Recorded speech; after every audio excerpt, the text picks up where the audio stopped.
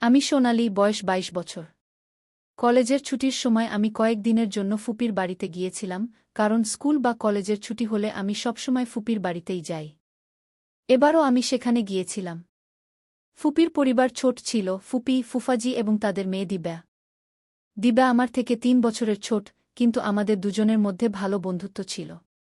ফুপি খুবই কঠোর মেজাজের ছিলেন, কিন্তু ফুফাজি ছিলেন শালীন, গম্ভীর এবং আকর্ষণীয়, বয়স প্রায় ৪০-এর কাছাকাছি, কিন্তু শরীর এমন যে কেউ দেখলে থমকে যাবে। আমি তাকে সবসময় একটি সম্মানজনক সম্পর্কের চোখে দেখেছি, কিন্তু সেই দিন এমন কিছু ঘটল যা আমার মনের দুনিয়াকে নাড়িয়ে দিল।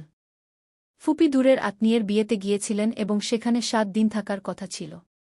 রাত প্রায় ১-১টা বাজে, দিব্যা তার ঘরে ঘুমিয়ে পড়েছে। আমি একা হলের মধ্যে বসে ফোন ঘাঁটছিলাম, এমন সময় ফুফাজির কণ্ঠ শোনা গেল, "সোনালি, এখনো ঘুমোওনি?" আমি মাথা তুলে তাকালাম। তিনি হালকা আলোয় দাঁড়িয়েছিলেন, সাদা কুর্তার উপর তার চওড়া বুকের উঁচু ভাঁজ স্পষ্ট দেখা যাচ্ছিল। গভীর কণ্ঠ যা হৃদয়ে এক ধরনের আলোড়ন তুলে দিল। আমি হঠাৎ করে বললাম, "আমি এখনই ঘুমোতে যাচ্ছিলাম।" তিনি হাসলেন এবং সামনের সোফায় বসলেন। তিনি জিজ্ঞাসা করলেন, "চা খাবে?" রাতে চা খাওয়া একটু অদ্ভুত লাগল, কিন্তু আমি হ্যাঁ বলে দিলাম। তিনি রান্নাঘরে চলে গেলেন, আর আমি তাকে নিঃশব্দে দেখতে লাগলাম। তার লম্বা, সুঠাম চাল, মর্দানাভাবে মনে এক অদ্ভুত গগুদি অনুভূতি হল, যা আমি ঝেড়ে ফেললাম। চা তৈরি হয়ে এলে তিনি কাপটি আমার দিকে বাড়িয়ে দিলেন। তার হাত থেকে উঠে আসা উষ্ণতা আমি অনুভব করলাম। আমি কিছু বলার আগেই তিনি জিজ্ঞাসা করলেন, "এখানে কেমন লাগছে?" আমি বললাম, "ভালো লাগছে। শুধু ফুপি থাকলে আরও ভালো লাগত।" তিনি হালকা হেসে বললেন, "কেন?" "আমার সঙ্গ ভালো লাগছে না।" আমি চুপ করে রইলাম, নজর নিচে নামিয়ে নিলাম। তার প্রশ্নে এক হালকা শরারত ছিল, যা আমি আগে কখনো অনুভব করিনি। কিছুক্ষণ পরে তিনি টিভি চালু করলেন। আমি চা খেতে থাকলাম, কিন্তু মন স্থির ছিল না। তার সেখানে থাকা, আমার পাশে বসা, এমন কিছু ছিল যা বাতাসে এক অন্যরকম অনুভূতি ছড়িয়ে দিচ্ছিল। চা শেষ করে আমি উঠতে গেলাম, তখন তিনি হালকা কণ্ঠে বললেন, "কাল সকালে হাঁটতে যাবে?" আমি তার দিকে তাকালাম। তার চোখে এক অজানা চমক ছিল। হৃদয়ে ধড়পড়ানি বেড়ে গেল।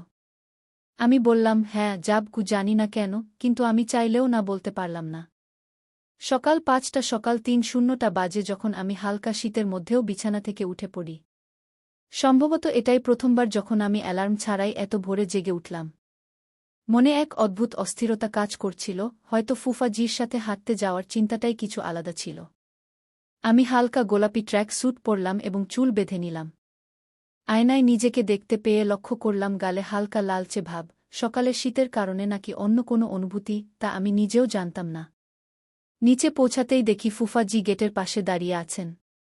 তিনি কালো ট্র্যাক স্যুট পরেছিলেন, আর তার প্রশস্ত বুক ও মজবুত কাঁধ সেই পোশাকে আরও বেশি ফুটে উঠছিল। তিনি আমাকে দেখামাত্র হালকা করে হাসলেন, এমন এক হাসি যা মনে দোলা দিয়ে যায়। তিনি জিজ্ঞাসা করলেন, "প্রস্তুত?" আমি শুধু মাথা নাড়লাম, কারণ কণ্ঠ যেন গলা আটকে গিয়েছিল। আমরা দুজন রাস্তায় পাশাপাশি হাঁটতে শুরু করলাম। হালকা ঠান্ডা হাওয়া বইছিল, আর পরিবেশে এক অদ্ভুত শান্তি বিরাজ করছিল। কয়েক মিনিট আমরা নিঃশব্দে হেঁটে গেলাম, তারপর ফুফাজি জিজ্ঞাসা করলেন, "তোমার হাঁটার অভ্যাস আছে?" আমি বললাম, "না, মাঝে মাঝে।" তিনি হালকা করে মাথা নাড়লেন এবং তার গতি একটু কমিয়ে দিলেন যাতে আমি তার সাথে তাল মিলিয়ে চলতে পারি। কিছুক্ষণ পরে আমরা হ্রদের পাশের ছোট পার্কে পৌঁছালাম। সেখানে লোকজন যোগ ব্যায়াম ও ব্যায়াম করছিল, কিন্তু আমার দৃষ্টি শুধু ফুফাজির উপর ছিল।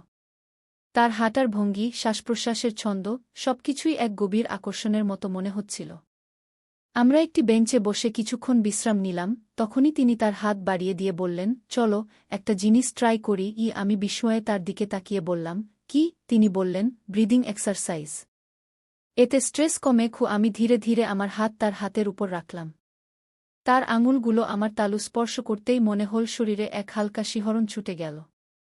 তিনি ধীরে ধীরে শ্বাস নেওয়া ও ছাড়ার নির্দেশ দিলেন, আমি তা করতে লাগলাম, কিন্তু মন যেন অন্য কোথাও ছিল। তার হাতের উষ্ণতা, আঙুলের হালকা চাপ, সবকিছুই এক নতুন অনুভূতিতে ভরিয়ে দিচ্ছিল। হঠাৎ তিনি আমার তালু হালকা করে চেপে ধরলেন, যেন বোঝাতে চাইছেন যে তিনিও কিছু অনুভূত হচ্ছিল। তিনি জিজ্ঞাসা করলেন, "আরাম পেয়েছ?" কণ্ঠে এক গভীরতা ছিল। আমি ধীরে মাথা নাড়লাম, কিন্তু আমার হৃদস্পন্দন দ্রুত হচ্ছিল। আমরা উঠে ঘরের দিকে হাঁটতে লাগলাম। পথে কয়েকবার তার হাত আমার হাত হালকা করে স্পর্শ করল, আর প্রতিবারই মনে হল যেন এক হালকা বিদ্যুৎ খেলে গেল। বাড়ি পৌঁছে তিনি বললেন, কালো আসবে। আমি তার দিকে তাকালাম, তার চোখে এমন কিছু ছিল যা আমি আগে কখনো দেখিনি। আমি বললাম, হ্যাঁ। আমার ঠোঁট থেকে শুধু এই শব্দটিই বেরিয়েছিল। কিন্তু আমি জানতাম, আগামীকালের সকাল আজকের চেয়েও বেশি বিশেষ হবে। সারা রাত আমি ছটফট করলাম। চোখ বন্ধ করলেই সকালের সেই মুহূর্ত চোখের সামনে ভেসে উঠত, হ্রদের পাড়, ফুফাজির হাতের উষ্ণতা, তার আঙুলের হালকা চাপ, আর সেই অব্যক্ত অনুভূতি যা আমার শিরায় শিরায় ছুটে গিয়েছিল। পরদিন সকালে আবার সেই রুটিন, সেই জায়গা, সেই সঙ্গী। কিন্তু আজ বাতাসে কিছু আলাদা ছিল, কিছু গভীর, কিছু টানটান। হ্রদের পাড়ে পৌঁছাতেই ফুফাজি বললেন, আজ একটা নতুন ব্যায়াম ট্রাই করব। আমি চমকে তার দিকে তাকিয়ে বললাম, কী রকম? তিনি হেসে বললেন, ব্যালেন্স এক্সারসাইজ গু। ফুফাজি সামনে দাঁড়িয়ে বললেন, চোখ বন্ধ করো এবং ধীরে ধীরে এক পায়ে দাঁড়াও। আমি তোমাকে পড়তে দেব না গি। পড়তে দেব না, এই শব্দগুলোর মধ্যে কেন যেন এক অন্যরকম অনুভূতি ছিল। আমি ধীরে চোখ বন্ধ করলাম এবং এক পা উঠাতেই হালকা করে দুলে গেলাম। পরক্ষণেই আমার কোমরে দুটি শক্ত হাতের স্পর্শ পেলাম, আর শ্বাস যেন আটকে গেল। তার আঙুলগুলো হালকা করে আমার কোমরের কাছে লাগানো ছিল, যেন আমাকে ধরে রাখছে। কিন্তু সেই স্পর্শে আরও কিছু ছিল, কিছু অজানা, কিছু অদ্ভুত। তিনি বললেন, ব্যালেন্স বজায় রাখো। তার ধীর, গভীর কণ্ঠ কানে মধুর মতো গলে গেল। আমি নিজেকে সামলে নিলাম, কিন্তু সেই হালকা চাপে মনে হল শরীরে এক শিহরণ ছুটে গেল। চোখ খুলতেই আমার দৃষ্টি সরাসরি তার চোখে গিয়ে ঠেকল। সেখানে এমন কিছু ছিল যা শব্দের বাইরে। তিনি ধীরে বললেন, খুব ভালো করেছ গি। কিন্তু তার আঙুলগুলো তখনও আমার কোমরকে হালকা করে স্পর্শ করছিল। আমি অনুভব করলাম, তার স্পর্শ যেন একটু বেশি সময় ধরে রয়ে গেল, হয়তো অনিচ্ছাকৃত, নয়তো ইচ্ছাকৃত, আমি জানি না। সে মুহূর্ত কতক্ষণ স্থায়ী ছিল তা আমি বলতে পারব না। কিন্তু সেই অনুভূতি আমার স্মৃতিতে চিরকালের জন্য গেঁথে গেল।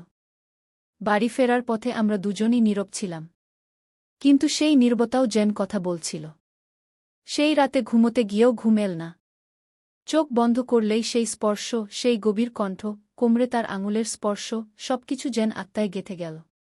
সকাল হলে মনে এক অদ্ভুত অস্থিরতা কাজ করছিল। আমি নিজেকে বোঝাতে চেষ্টা করছিলাম যে এগুলো সবই সাধারণ অনুভূতি। কিন্তু হৃদয় যেন অন্য কথা বলছিল। আজও আমরা একসাথে হাঁটতে গেলাম, কিন্তু আজ ফুফাজির মুখে এটি একটি হালকা শরম ছিল। তারা বলল, আজ কিছু নতুন চেষ্টা করব। আমি হালকা সংকোচের সাথে জিজ্ঞাসা করলাম, এখন কি? তারা বলল, ডিপ ব্রিদিং এক্সারসাইজ, কিন্তু এবার একটু কাছ থেকে, খুব কাছ থেকে। হৃদয় জোরে ধড়ফড় করে উঠল। ঝিলের কিনারে সেই একই বেঞ্চ ছিল, সেই একই হাওয়া ছিল, কিন্তু আজ মাহলে কিছু আলাদা ছিল, কিছু বেশি গভীর, কিছু বেশি অনকহা। তারা আমাকে সামনে দাঁড় করাল এবং নিজে আমার পিছনে এসে দাঁড়িয়ে বলল, এখন ধীরে ধীরে শ্বাস নাও, গভীর করে, আর ছেড়ে দাও। আমি ঠিক তাই করলাম, কিন্তু যেই আমি শ্বাস নিলাম, তাদের গরম শ্বাস আমার গলার কাছে অনুভূত হল। তারা বলল, নার্ভাস হজো না, শুধু ফিল করো। তাদের কণ্ঠ খুব কাছাকাছি ছিল, খুব গভীর। তাদের আঙুলগুলি আমার কাঁধে হালকা করে ঠেকল, এবং যেই আমি শ্বাস ছেড়ে দিলাম, তাদের ধরা একটু আরও স্থির হয়ে গেল। তাদের আঙুলের হালকা চাপ, তাদের শ্বাসের গরমাহট, সবকিছু হৃদয়ের ধড়ফড়ানি বেকাবু করে তুলছিল। আমি ভেবেছিলাম তারা কিছু বলবে, কিন্তু তারা শুধু নিঃশব্দে দাঁড়িয়েছিল। তাদের ধরা হালকা ছিল, কিন্তু এতটাও হালকা নয় যে কোনো প্রভাব ফেলবে না। কয়েক সেকেন্ড কেটে গেল, সম্ভবত একটি অনকহা ইকরার সেই শ্বাসের মধ্যে সিমটে গিয়েছিল। আমি চোখ খুললাম এবং ধীরে ধীরে তাদের থেকে দূরে সরে গেলাম। তারা কোনো জবরদস্তি করল না, শুধু হালকা হাসির সাথে বলল, এখন ভালো লাগছে? আমি শুধু মাথা নাড়লাম, কিন্তু হৃদয়ে যে ঝড় উঠেছিল তা থামার নাম নিচ্ছিল না। সেদিনের পর থেকে ফুফাজির আমার কাছে থাকাটা একটি অদ্ভুত ব্যথার জন্ম দিতে শুরু করেছিল। তাদের প্রতিটি কথা, প্রতিটি হরকতে আমি কিছু আলাদা অনুভব করতে শুরু করেছিলাম, এমন কিছু যা আগে কখনো অনুভব করিনি। আজও বাড়িতে শুধু আমি আর ফুফাজি ছিলাম। আমি কিচেনে ছিলাম, চা বানাচ্ছিলাম, যখন হঠাৎ পিছন থেকে তাদের কণ্ঠ শোনা গেল, সোনালি, এক কাপ আমার জন্যও বানিয়ে দাও। আমার হাত কাঁপছিল, কিন্তু নিজেকে সামলে নিলাম। আমি বললাম, জি বানাচ্ছি। আমি কাপে চা ঢাললাম এবং যেই পিছনে ফিরলাম, তারা আমার খুব কাছাকাছি দাঁড়িয়েছিল, এত কাছাকাছি যে তাদের শ্বাসের হালকা গরমাহট আমার গাল ছুঁয়ে যাচ্ছিল। আমি একদম থমকে গেলাম। কি হলো? তাদের কণ্ঠ গভীর ছিল, যেন সরাসরি রুহে প্রভাব ফেলছে। আমি বললাম, কিছু না। আমি কাপ তাদের দিকে বাড়িয়ে দিলাম, কিন্তু হাত কাপল চা ছিটকে তাদের হাতে পড়ে গেল। ওহ! আমি ঘাবড়ে গিয়ে তাদের হাত ধরে ফেললাম। তাদের আঙুলের গরমাহট আমার হাতে নেমে এল। আমি দ্রুত পানি নিয়ে তাদের হাতে ঢাললাম, কিন্তু আমাদের দুজনের চোখে চোখ লেগে গেল। একটি দীর্ঘ নিস্তব্ধতা। তাদের চোখে কিছু ছিল, এমন কিছু যা শুধু অনুভব করা যায়, বলা যায় না। আমি ধীরে ধীরে তাদের হাত ছেড়ে দিলাম, কিন্তু তারা এখনও আমার দিকে তাকিয়েছিল। তারা হালকা হাসির সাথে জিজ্ঞাসা করল, এত ঘাবড়ে গেছ কেন? আমি বললাম, না, কিছু না। তারা ধীরে ধীরে আমার নাম নীল, সোনালি উ। শুধু নাম নেওয়াতেই হৃদয়ের ধড়ফটানি বেকাবু হয়ে গেল। আমি চোখ নামিয়ে নিলাম, কিন্তু তাদের চোখের গভীরতা থেকে নিজেকে বাঁচাতে পারলাম না। তারা আরও একটু কাছে এল এবং বলল, কখনো মনে হয়েছে তোমার, কিছু অনুভূতি বলা যায় না, শুধু বেঁচে নেওয়া যায়? আমি ধীরে মাথা নাড়লাম। আমরা গুই। তারা গভীর শ্বাস নিয়ে বলল, সম্ভবত আমরা দুজনেই এমন কিছু অনুভূত করছি। হৃদয় এক পলের জন্য থেমে গেল। আজ প্রথমবার কেউ সেই অনুভূতিগুলোকে শব্দ দিয়েছিল, যা আমি নিজের কাছ থেকেও লুকিয়ে রেখেছিলাম। তাদের সেই শব্দ, সম্ভবত আমরা দুজনেই এমন কিছু অনুভূত করছি, আজও কানে গুঞ্জরিত হচ্ছিল। আমি চোখ নামিয়ে নিয়েছিলাম, কিন্তু হৃদয়ের ভিতরে হাজারো প্রশ্ন উঠছিল। সত্যিই কি আমি কিছু অনুভূত করছিলাম? তারা কি সেটাই অনুভূত করছিলেন? আর যদি হ্যাঁ, তাহলে এর মানে কি ছিল? ঘরে শুধু আমাদের শ্বাসের শব্দ ছিল। কিছুক্ষণ তারা কিছু বলল না, আমিও চুপ ছিলাম, কিন্তু সেই চুপও অনেক কিছু বলছিল। তারা হালকা করে জিজ্ঞাসা করল, তুমি কিছু ভাবছ? আমি ধীরে মাথা নাড়লাম এবং বললাম, আপনি কি ভাবেন? তারা হালকা হাসল, আমার মনে হয় তুমি আমার কাছ থেকে কিছু লুকাচ্ছ। ও আমি তাদের দিকে তাকিয়ে বললাম, যদি লুকিয়ে থাকি, তাহলে আপনি জানতে চাইবেন? তারা পলক না ফেলে বলল, হ্যাঁ। হৃদয়ের ধড়ফটানি বেড়ে গেল। আমি একটি গভীর শ্বাস নিয়ে ধীরে বললাম, কখনো কখনো কিছু অনুভূতি এত জটিল হয়ে যায় যে আমরা নিজেরাই ঠিক করতে পারি না সেগুলো সঠিক না ভুল, কিন্তু তাদের থাকাটা একটি সত্য। তারা আমার দিকে ঝুঁকে বলল, তাহলে এটা কি একটি সত্য? আমি ধীরে মাথা নাড়লাম।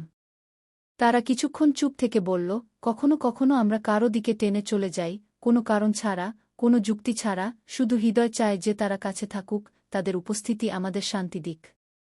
এটাই কি ঘটছে? না, আমার কাছে কোনো উত্তর ছিল না। সোনালি, তারা আমার নাম নীল। যদি আমি বলি যে তোমার উপস্থিতিও আমাকে ঠিক তেমনি শান্তি দেয়া, তাহলে তুমি মানবে? আমি তাদের চোখে তাকালাম, সেখানে শুধু গভীরতা ছিল, কোনো প্রশ্ন নয়, কোনো সংকোচ নয়।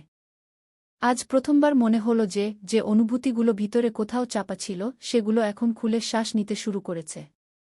আমাদের মধ্যে কোনো শব্দ ছিল না, কিন্তু সম্ভবত শব্দেরও প্রয়োজন ছিল না, কারণ কিছু অনুভূতি শুধু অনুভব করা যায়, বলা যায় না। ইকরার হয়ে গিয়েছিল, কিন্তু এই ভালোবাসা সহজ ছিল না। সেই দিনের পর যখনই আমরা মুখোমুখি হতাম, হৃদয়ের ধড়ফড়ানি বেড়ে যেত, চোখ একে অপরকে খুঁজে বেড়াত, কিন্তু জবান নীরব থাকত। সম্ভবত আমরাও বুঝে গিয়েছিলাম যে এই পথ কোথাও যায় না। আজ ফুপি ফিরে আসছিলেন, অর্থাৎ এখন সেই খোলা আকাশ, সেই বেনাম অনুভূতি সব শেষ হতে চলেছে। সকালে যখন আমি আমার জিনিসপত্র গুছিয়ে নিচ্ছিলাম, তখনই দরজায় হালকা একটা টোকা পড়ল। আমি দরজা খুললাম, ফুফাজি সামনে দাঁড়িয়েছিলেন। তার চোখে সেই একই গভীরতা ছিল, কিন্তু আজ সেখানে ব্যথাও ছিল। তিনি বললেন, যাচ্ছ? আমি হালকা করে মাথা নাড়লাম, হ্যাঁ, এখন যেতেই হবে। কিছুক্ষণের জন্য তিনি নীরব থাকলেন, তারপর বললেন, সম্ভবত আমাদেরই বুঝতে হবে যে কিছু ভালোবাসা পূর্ণ হয় না। হৃদয়ে কিছু ভেঙে যাওয়ার শব্দ শুনলাম। আমি নিজেকে সামলে নিয়ে বললাম, আমাদের ভালোবাসা ভুল ছিল না, কিন্তু এটাকে পূর্ণ করা যায় না। তিনি ধীরে ধীরে আমার হাত ধরলেন, শেষবারের মতো।